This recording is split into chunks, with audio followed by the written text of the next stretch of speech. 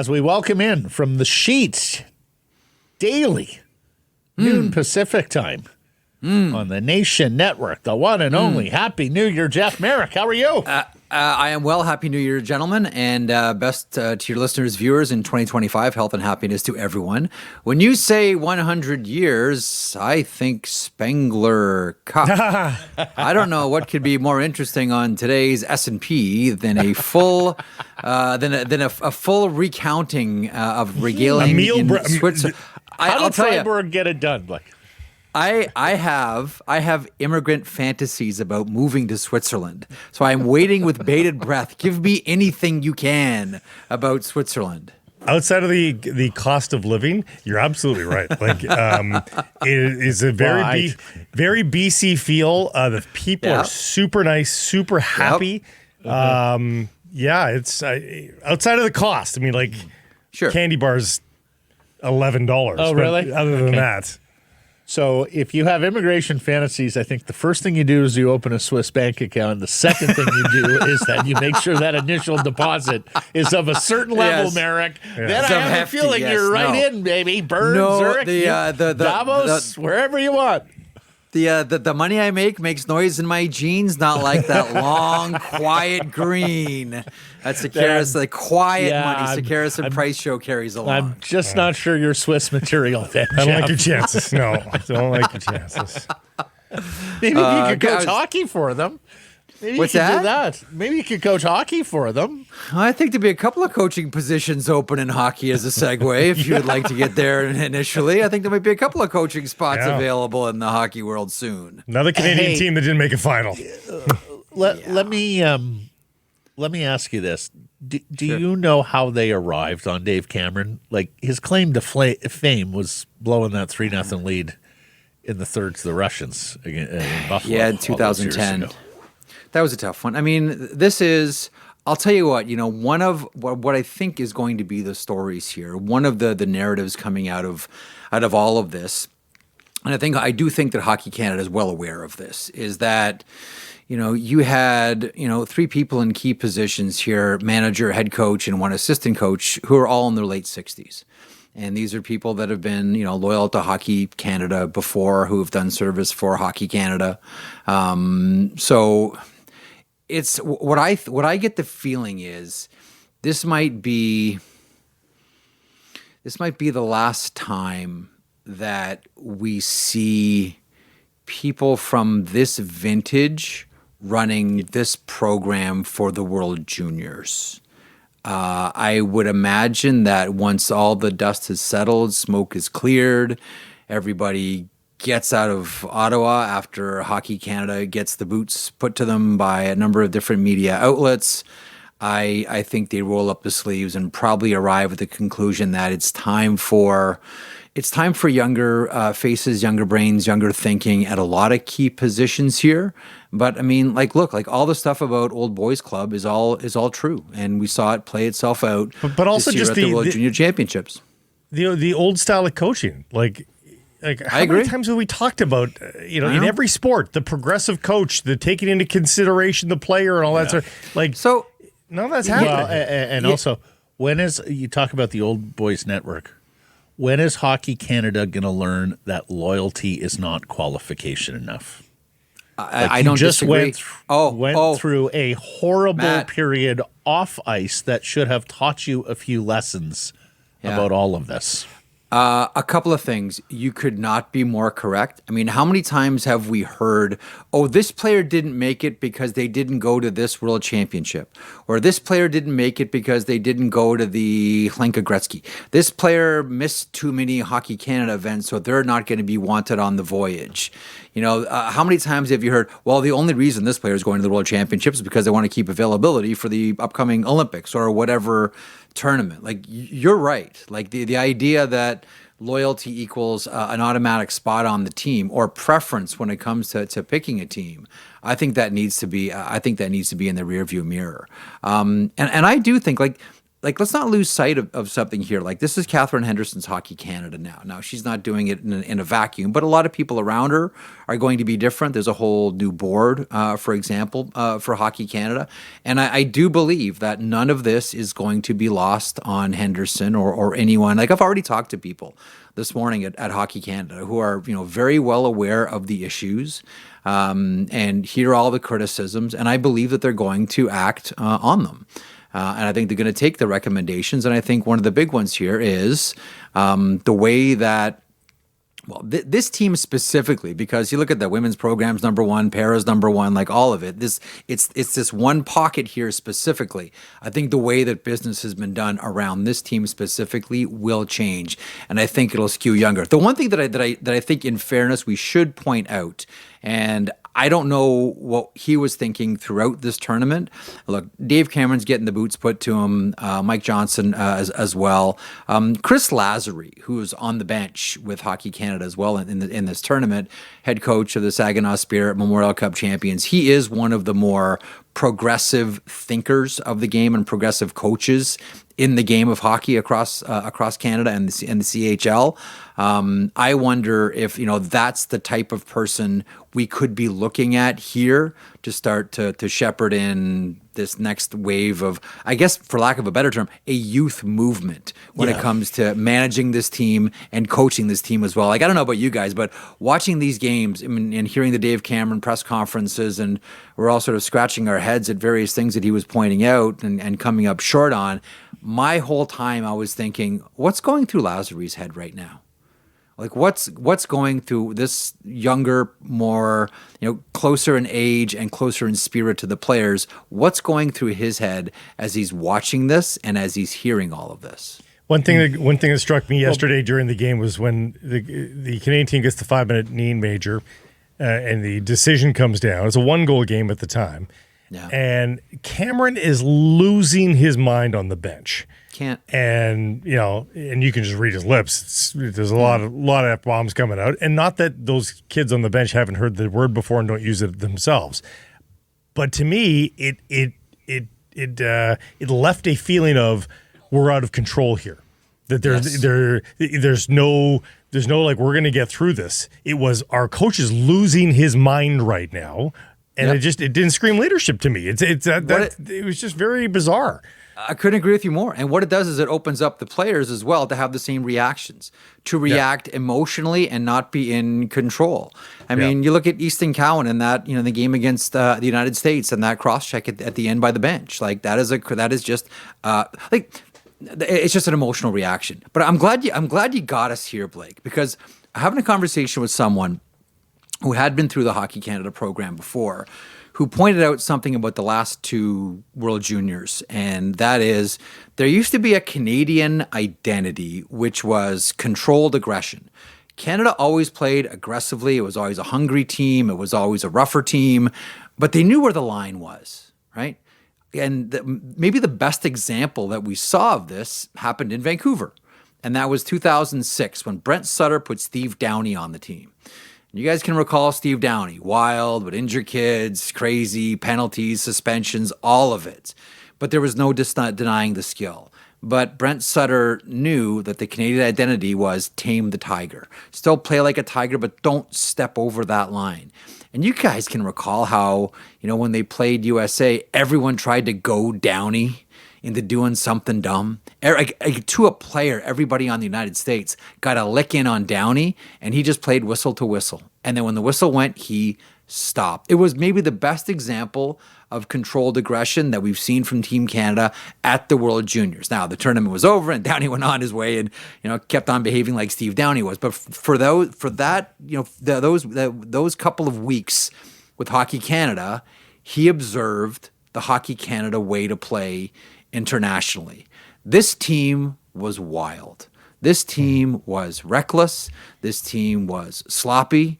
This team had a coach who, in his own admission, when it came to discipline, was an absentee landlord. Oh, I can't control them. They know what penalties are. It's too short a tournament to do anything. I'm saying to myself, I'm watching this, I'm like, Dave Cameron's saying he can't do anything about the discipline. When really, it's a bankrupt answer. Yeah. Exactly. Like, I'm thinking, like, Dave, like, I can't do anything because I'm watching. You can do something. Sure as hell because you're can. coaching. No, I know. Well, as I said to you a couple of weeks ago, I don't know why we just don't take all the best offensive players and come at them wave after wave after wave, just blitz them and see who can keep up. But secondly, even if you're not going to do that, like if chemistry and character are going to come into roster selection for you, then don't miss the tap-ins. Like Carson Rakoff and Porter Martone play together in Brampton and have chemistry. Play them together. Play the 3 London Knight kids on the power play in the positions that they're accustomed to playing.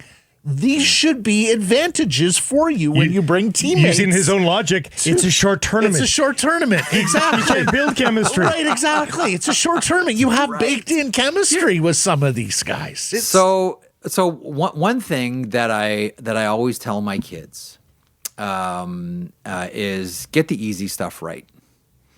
Right? This is an old Prof Galloway saying, get the easy stuff right. You know, show up on time, be polite, say thank you, be courteous. Like, that's the easy stuff in life, right? Like, get that right. And that exists not just for everyday interactions and behaving as human beings amongst each other, but it also applies to teams. And every time you're watching Hockey Canada, I'm taken away by this lack of getting the easy stuff right. Like the simple things, like even at that press conference where Cameron said, I can't do anything about the discipline. Or when he talked about how we don't practice because we're too tired. You know, that is making an easy situation hard. You know, the easy answer is, you know, that's being discussed in the room and those conversations are going to stay within those 4 walls. As opposed to just throwing your hands up in the air and saying, here's another log to throw on this Hockey Canada fire, go ahead and chuck it in. Like at every single turn, this was Sideshow Bob stepping on rakes. Every day there was a different rake to step on for Hockey Canada, and they sure did take every chance to step on every rake here. Well, with that in mind, doing the easy stuff right, let's pivot to the Vancouver Canucks. What's the easy stuff there, Blake? Multiple multi-goal third-period leads against losing clubs, like 2 in a row versus the Seattle Kraken here, and you can't close the deal. Hey, they get the 2 points in the end last night, but that is the easy stuff compared to our other topic. Yeah. I mean, it's symptomatic of the other stuff. Like, you can't help but think that the other stuff has a role. Now, they're also a decimated team injury-wise, obviously, as well. Yeah. But you would hope that if you get 2 kicks at the can against the mighty Seattle Kraken, you'd probably be able to close down a multi-goal third-period lead, no? One of the points that I've been making lately is, and we talked about this, you know, the first couple of times that we chatted this year, Quinn Hughes. And how, you know, this injury, is this injury going to take him out of, you know, Hart Trophy consideration? I actually think that this strengthens it. Because this shows just how much he's just how valuable he is to this Vancouver Canucks team. I know the kindergarten spat is what's getting all the headline and oxygen. And listen, I'm guilty too. Okay, I've taken the low-hanging fruit and talked about it on the sheet, and we'll probably talk about it today with Brian Burke on the sheet as well. Because, gentlemen, I'd like to remind you that low-hanging fruit is still nutritious. Let's not forget about that. So I've taken the low-hanging fruit too. Okay, so I'm not absolving. I'm not absolving myself from this in any way, shape, or form. I've whacked this pinata too.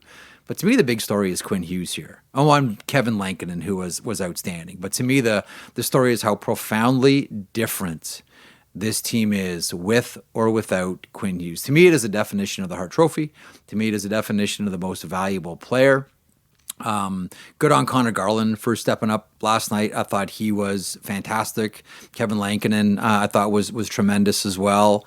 JT Miller ends it for the team, even though he had some reduced minutes during the game. It seems as if Rick Tocchet was a little bit shy about relying on that line in any significant capacity.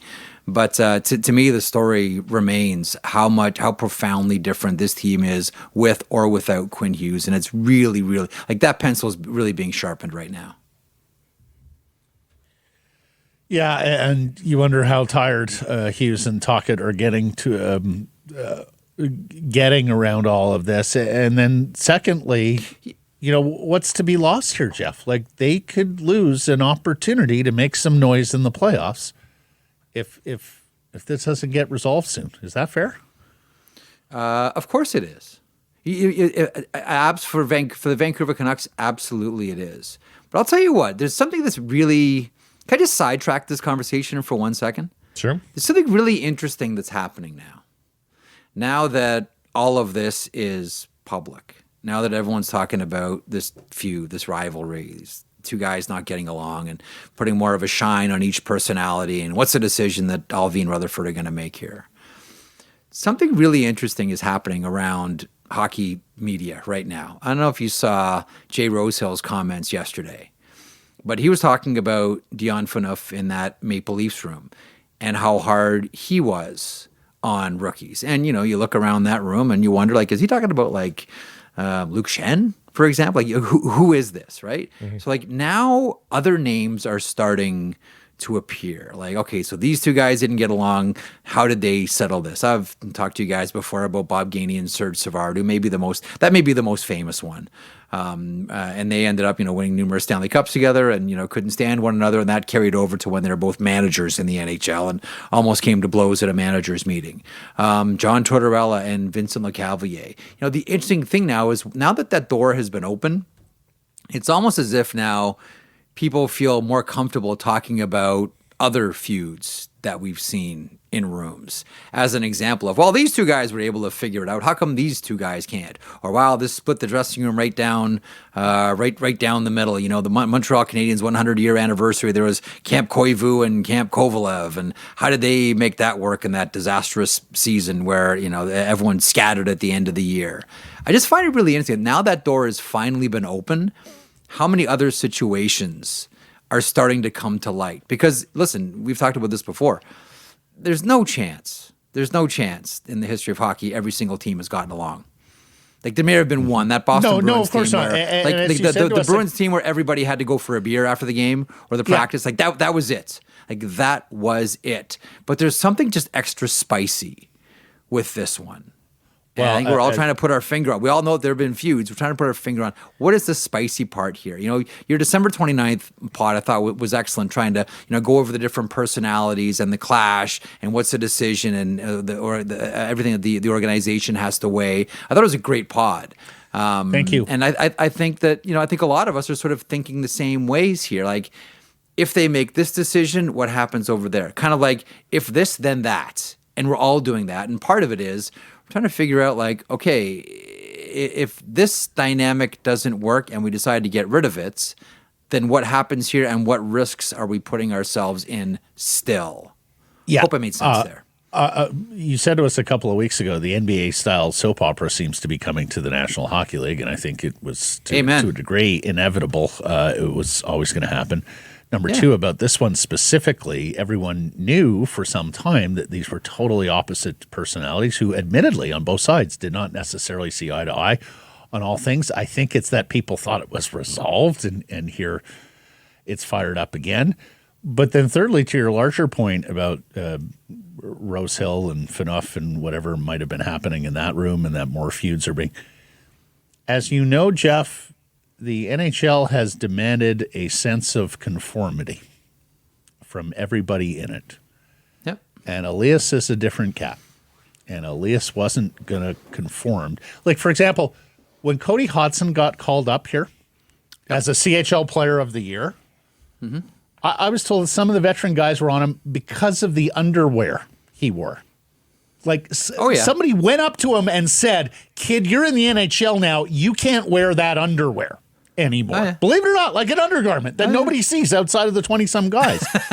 And I think that, JT has ridden Elias, not necessarily on things that trivial, but I think JT has ridden Elias for so long on so many items that we're getting to a breaking point, because I don't think young people anymore feel they need to ascribe to the sort of conformity that the NHL has demanded for so long. Agree with that about 1,000,000%. And we've seen it, cost players their positions on their teams. I mean, listen, Blake Wheeler and Patrick Laine is another great example.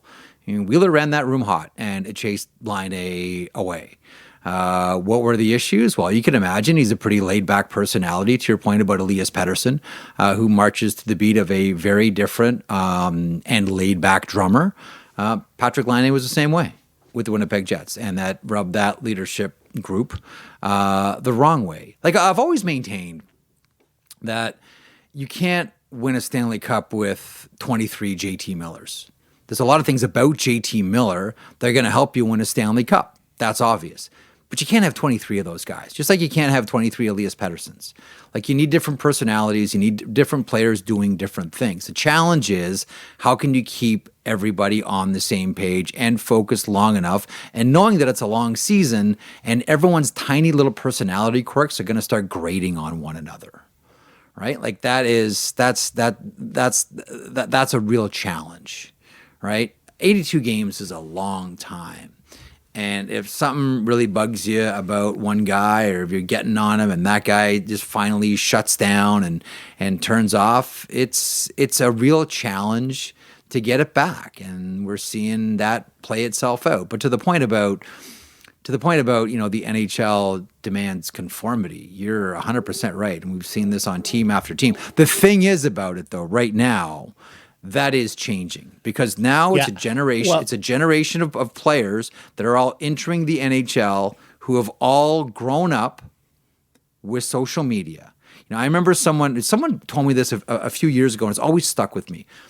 When all of us were young, one of our biggest fears, I'm not sure if I mentioned this last time I was on, one of our biggest fears was that someone was watching us, right? Oh, they're watching you. Oh, someone's watching you. Oh, they're always watching. And it was like, okay, who's watching?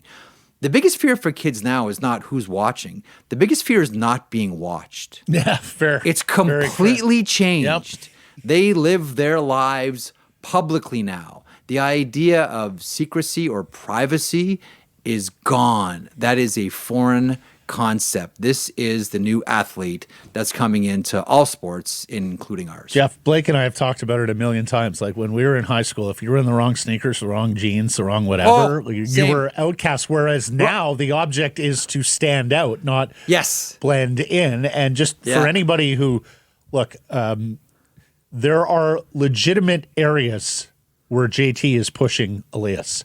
Like, being prepared to play, giving a shit in practice, taking ownership when your play has been substandard.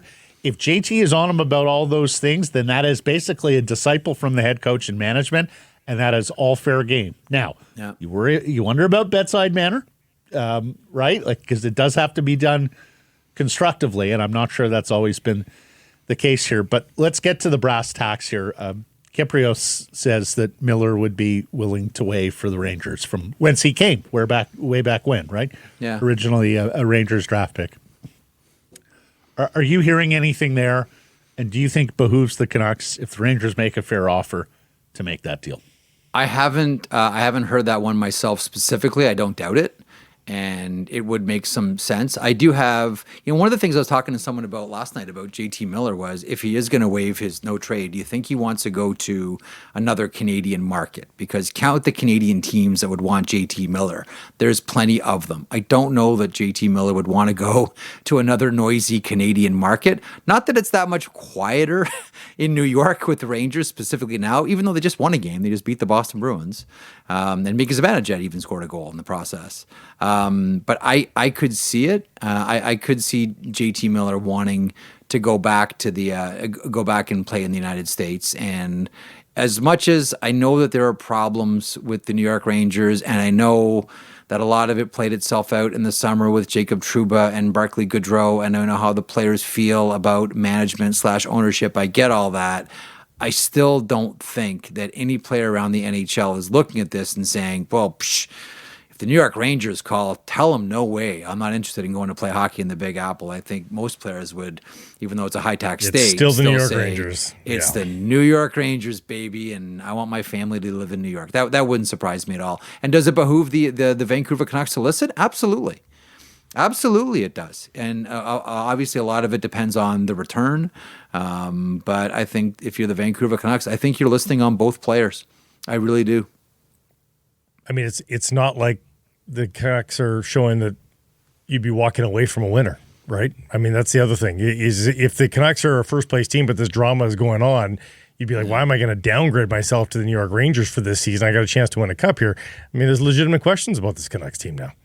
Yeah, and listen, as much as the New York Rangers have completely fallen out here in the Metropolitan Division and making up ground is going to be difficult, you go to the New York Rangers and, Igor Shesterkin is still there and Adam Fox is still there. And like at a lot of the positions here, there's Vinny Trocheck is still there. Alexis Lafreniere is still there's still a lot of high quality players there for this team to, with a couple of minor adjustments, turn this thing around pretty quickly. Mm-hmm. Yeah. I'm very interested to hear what Berkey would do with JT and Elias in this situation. So it is coming up today. That Wonderful. It might be our first question. Don't worry, because if anyone knows conflict, it's Brian Burke. Not only that, but he knows the market too, right? Like Totally. intimately. So he's Yes. the perfect guy to answer on it. So that's that might be if it's not the first question, it'll be the second. I assure you today. Yeah, and do me a favor, don't let him blame the market. Okay, we're intense here on the West Coast, but it's not like if this situation is going off in Toronto or Montreal, it's not too dissimilar. Berkey loves the market. He does. He won't do that. No, it's somehow it's Tony Gallagher's fault. Somehow it'll be Tony Gallagher's. It might be. That's what it's going to be. Don't make me get T on to respond. You know what? I think that may take up the entire conversation with Brian. Now that I think about it, conflict in dressing rooms and how do you manage it? Let's start how do you handle it with management? Let's start in Vancouver. Right. This is good. Show prep's done. Thanks, boys. Yeah. Tony would complain about the color of the cars in the Stanley Cup parade. Well, let's see him win one. Let's see. Will the floats fit under that bridge or not? Can we get a tape measure? Can we measure that bridge? You're a beauty. Love these Friday chats. Show. Until next week. Yeah. Thanks, boys. Always good. Blake, welcome back.